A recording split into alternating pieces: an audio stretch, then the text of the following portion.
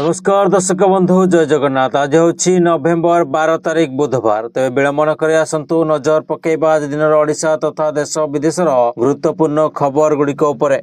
परवर्ती खबर police SI नियुक्ति परीक्षा दुर्नीति मामला सीबीआई तदंत पई मिलिला केंद्र सरकार अनुमति। मामलार तदंत पई अक्टोबर 23 तारिख रे मुख्यमंत्री मोहन चरण माझी सुपारिश करथिले। एथिपई केंद्र सरकार आवश्यक अनुमोदन दैछंती। पुलिस सब इन्स्पेक्टर नियुक्ति परीक्षा रे व्यापक अनियमितता और दुर्नीति अभियोग हेबा परे राज्य सरकार क्राइम ब्रांच विभाग पक्षर यार तदंत करा जाउथिला। तेबे एही तदंतरु दुर्नीतिर चेर आंध्र प्रदेश पश्चिम बंग सहित अन्य राज्य को मध्य व्यापी थिबा संदेह करा जाउछि। एथिरे अंतर राज्य संगठित क्रिमिनाल गैंग रो संपृक्ति थिबार संदेह मध्य रहिछि। मुख्यमंत्री अनुरोध ग्रहण करी केंद्र सरकार यार सीबीआई तदंत पई निर्देश दैछंती। दर्शक बंधु चैनल टिकु जदि एबे जाय सब्सक्राइब करनांती तेबे सब्सक्राइब करी ऑल बेल नोटिफिकेशन आइकन टिकु दबाई दियंतु, जा फଳରେ प्रत्येक दिन सर्वप्रथमे आपण ताजा खबर गुडी को जानि पारिबे। एवं भिडियोटी आपण केउ जिल्लारो देखुछंती कमेंट माध्यम रे जणांतु एवं भिडियोटी को लाइक करी आपनक प्रियजन माननकु शेयर कर दियंतु। परवर्ती खबर दिल्ली बोमा विस्फोरण संपर्क रे एक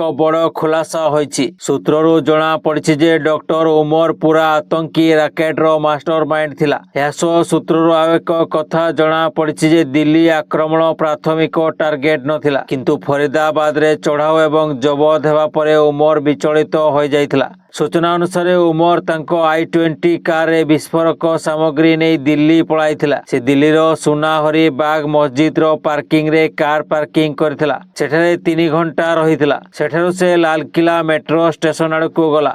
दिल्ली कार विस्फोरण रे पर्यंत 12 जनक जीवन जाइछि। नवेम्बर 10 तारिख राति सारा डॉक्टर आदिल एवं मुजामिल को पचरा उचरा करा जाउथिला। विस्फोरण रे बहुत कारटीर काश्मीर सहित मध्य लिंक अछि। पुलवामार 2 भाई आमिर एवं उमर को अटक रखा जाइछि।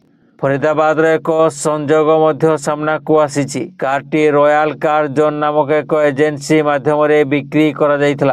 परवर्ती खबर भूटान गस्तरे थिबा प्रधानमंत्री नरेंद्र मोदी दिल्ली रे होइथिबा विस्फोरण घटना को नै गभीर उद्वेग प्रकाश करछंती। से कहछंती जे एही घटना अत्यंत भयावह एवं एथिरे जड़ित षडयंत्रकारी को कोनोसी परिस्थिति रे क्षमा दिया जिवो नाही। भूटान रो राजधानी थिम्पू रे संबोधित करिबा अवसर रे प्रधानमंत्री एही मंतव्य दैछंती। प्रधानमंत्री मोदी स्पष्ट करछंती जे दिल्ली रे घटिथिबा एही दुर्भाग्यजनक घटना को भारत सरकार गुरुत्वर सह नैछंती एवं एहार तदंत जोरदार चलिछि।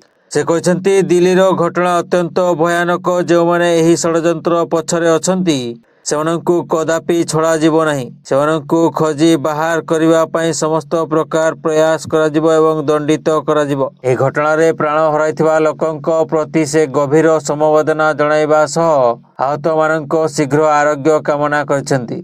परवर्ती खबर आसंता डिसेम्बर 17 रे ओटीटी परीक्षा। ओडिशा शिक्षक योग्यता परीक्षा ओटीटी 2025 डिसेम्बर 17 रे अनुष्ठित हेबो। एने माध्यमिक शिक्षा बोर्ड बीएससी ओडिशा गतकाली सूचना दैछि। ओडिशा ओटीटी 2025 परीक्षा संपर्क रे एक विज्ञप्ति जारी करिछि बीएससी एवं डिसेम्बर 17 रे 2टी शिफ्ट रे योग्य प्रार्थी माने परीक्षा देबे। बोर्ड अनुसार योग्य एवं आग्रही प्रार्थी माने आज ठारू केवल www.bscodisha.ac.in रे ऑनलाइन रे आवेदन करि परिबे एवं ओटीटी 2025 फॉर्म पूर्ण नवेम्बर 25 मध्यरात्रि पर्यंत जारी रहिबो। परवर्ती खबर पश्चिम बंग रे चलिथिबा भोटर तालिका संशोधन मध्यरे पुणी जणे वृद्धंक आत्महत्या खबर सामना को आसीछि। दक्षिण दिनाजपुर रो शांत गाँ रे मंगलवार दिन 65 वर्षीय उस्मान मंडल निज घरे फांसी लगाई आत्महत्या करिसंती। परिवार रो लोकंक अभियोग करैछि कि भोटर तालिका रे तांकर जाति भूल रहिछि एवं तांको विदेशी बोली घोषणा करा जिवो डर रे से आत्महत्या करिसंती। पुलिस रो सूचना मुताबिक उस्मान दीर्घ दिन हेबो तांको भोटर कार्ड रे जाति भूल थिबा नै चिंता रे थिले। भोटर कार्ड रे तांको नाम उस्मान मुल्ला थिला। 2002 भोटर तालिका मुताबिक तांको नाम उस्मान मंडल थिला।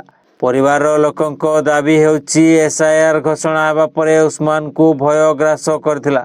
ଜଣେ ପୁଲିସ ଅଧିକାରୀଙ୍କ କହିବା ମୁତାବକ ଉସ୍ମାନ ଭୋଟର କାର୍ଡରେ ସଂଶୋଧନ କରିବାକୁ ସେ ଅନେକ ସରକାରୀ ଦପ୍ତର ଚକ୍କର ଲଗାଇଛନ୍ତି, ହେଲେ କେହି ବି ତାଙ୍କ ଗୁହାରି ଶୁଣି ନଥିଲେ। ଏହାକୁ ନେଇ ସେ ଚିନ୍ତାରେ ଥିଲେ। ପରବର୍ତ୍ତୀ ଖବର, ବିହାରରେ ପୁଣି ସରକାର ଗଠନ କରିବାକୁ ଯାଉଛି ବିଜେପି ନେତୃତ୍ୱାଧୀନ ଏନଡିଏ ମେଣ୍ଟ। ପୁଣି ମହାଗଠବନ୍ଧନକୁ ଲାଗିବାକୁ ଯାଉଛି ଝଟକା। ବିହାରରେ ଦ୍ୱିତୀୟ ଏବଂ ଶେଷ ପର୍ଯ୍ୟାୟ ଭୋଟ ସମାପ୍ତ ହେବା ପରେ ଏକ୍ଜିଟ୍ ପୋଲ୍ ପ୍ରକାଶ ପାଇବା ଆରମ୍ଭ ହୋଇଛି। ବିଭିନ୍ନ ନିର୍ବାଚନ ଗବେଷଣା ସଂସ୍ଥା ରାଜ୍ୟରେ କିଏ ସରକାର ଗଠନ କରିବ ବୋଲି ପୂର୍ବାନୁମାନ କରୁଥିବା ଏକ୍ଜିଟ୍ ପୋଲ୍ ପ୍ରଦାନ କରୁଛି। ଅଧିକାଂଶ ସର୍ଭେ ସଂସ୍ଥା ଏପର୍ଯ୍ୟନ୍ତ ସ୍ପଷ୍ଟ ବହୁମତ ସହିତ ଏନଡିଏର କ୍ଷମତାକୁ ଫେରିବା ନେଇ ପୂର୍ବାନୁମାନ କରିଛନ୍ତି। ଅଧିକାଂଶ ସର୍ଭେ ସଂସ୍ଥାର ଏକ୍ଜିଟ୍ ପୋଲ୍ ଏନଡିଏ ପାଇଁ ବହୁମତ ଆକଳନ କରିଛି, ଯାହା ବିହାରରେ ନୀତିଶ କୁମାରଙ୍କ ପାଇଁ ଏକ ଦୃଢ଼ ବିଜୟ ସୂଚାଉଛି। ତେଜସ୍ୱୀ ପୂର୍ଣ୍ଣ ଶକ୍ତି ସହିତ ନିର୍ବାଚନ ଲଢ଼ିଥିଲେ, କିନ୍ତୁ ସେ ଏକ୍ଜିଟ୍ ପୋଲ୍ରେ ପଛରେ ପଡ଼ିଯାଇଥିବା ଦେଖାଯାଉଛି। ଅନ୍ୟପକ୍ଷରେ ସୋସିଆଲ ମିଡିଆରେ ଚହଳ ସୃଷ୍ଟି କରୁଥିବା ପ୍ରଶାନ୍ତ କିଶୋରଙ୍କ ପାର୍ଟି ଜନସୁରଜ ଏକ୍ଜିଟ୍ ପୋଲ୍ରେ 0ରୁ 5 ଆସନ ମଧ୍ୟରେ ଜିତିବା ଦେଖାଯାଉଛି। ପରବର୍ତ୍ତୀ ଖବର, ବରିଷ୍ଠ ବିଜେପି ନେତା ପୀତବାସ ପଣ୍ଡାଙ୍କ ହତ୍ୟା ମାମଲାରେ ବିବାଦୀୟ ବୟାନ ଦେବା ପ୍ରସଙ୍ଗରେ ଅବଶେଷରେ ହାଇକୋର୍ଟରେ ନିଃସର୍ତ୍ତ କ୍ଷମା ପ୍ରାର୍ଥନା କରିଛନ୍ତି ବ୍ରହ୍ମପୁର ଏସ୍ପି ଡାକ୍ତର ସରବଣା ବିବେକ। ଏହାପରେ ତାଙ୍କ ବିରୁଦ୍ଧରେ ଅଦାଲତ ମାମଲା ନ ଚଳାଇବାକୁ ଓଡ଼ିଶା ଉଚ୍ଚ ନ୍ୟାୟାଳୟ ନିର୍ଦ୍ଦେଶ ଦେଇଛନ୍ତି। ପରବର୍ତ୍ତୀ ଖବର, ଭାରତ ସରକାରଙ୍କ ଜଳ ଶକ୍ତି ମନ୍ତ୍ରାଳୟ ଗତକାଲି ଜଳ ସଞ୍ଚୟ ଜନ ଭାଗିଦାରୀ 1.0 ପ୍ରୟାସ ଅନ୍ତର୍ଗତ ଉତ୍କୃଷ୍ଟ ପ୍ରଦର୍ଶନକାରୀଙ୍କ ପାଇଁ ଜଳ ପଞ୍ଚାୟତ ଜନ ଭାଗିଦାରୀ ପୁରସ୍କାର ବିଜେତାଙ୍କ ତାଲିକା ଘୋଷଣା କରିଛି। ଜଳଶକ୍ତି ଅଭିଯାନ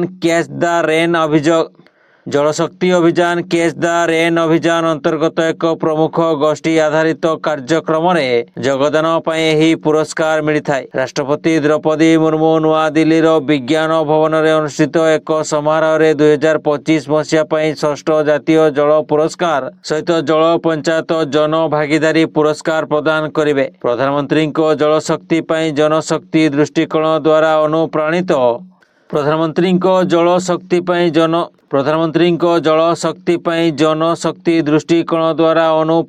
ହୋଇ ଜଳ ସଞ୍ଚୟ ଜନ ଭାଗିଦାରୀ ପ୍ରୟାସ 2024 ସେପ୍ଟେମ୍ବର 6ରେ ଗୁଜରାଟର ସୁରତରୁ ଆରମ୍ଭ କରାଯାଇଥିଲା।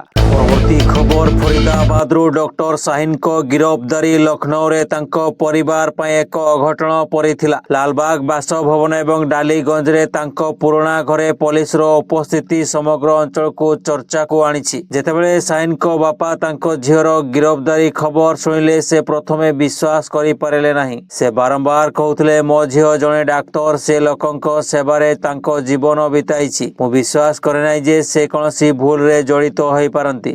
ପରବର୍ତ୍ତୀ ଖବର, ଇସଲାମାବାଦର ଏକ କୋର୍ଟ ବାହାରେ ହୋଇଥିବା ଆତ୍ମଘାତୀ ବିସ୍ଫୋରଣରେ 12 ଜଣଙ୍କ ମୃତ୍ୟୁ ପାଇଁ ପାକିସ୍ତାନର ପ୍ରଧାନମନ୍ତ୍ରୀ ସେହବାଜ ସରିଫ ଭାରତକୁ ଦାୟୀ କରିଛନ୍ତି। ସୋମବାର ଆଫଗାନିସ୍ତାନ ସୀମାନ୍ତ ୱାନାରେ ଥିବା ଏକ କ୍ୟାଡେଟ୍ କଲେଜ ଉପରକୁ ହୋଇଥିବା ଆକ୍ରମଣରେ ମଧ୍ୟ ନୂଆଦିଲ୍ଲୀର ଭୂମିକା ଥିବା ସେ ଅଭିଯୋଗ କରିଛନ୍ତି।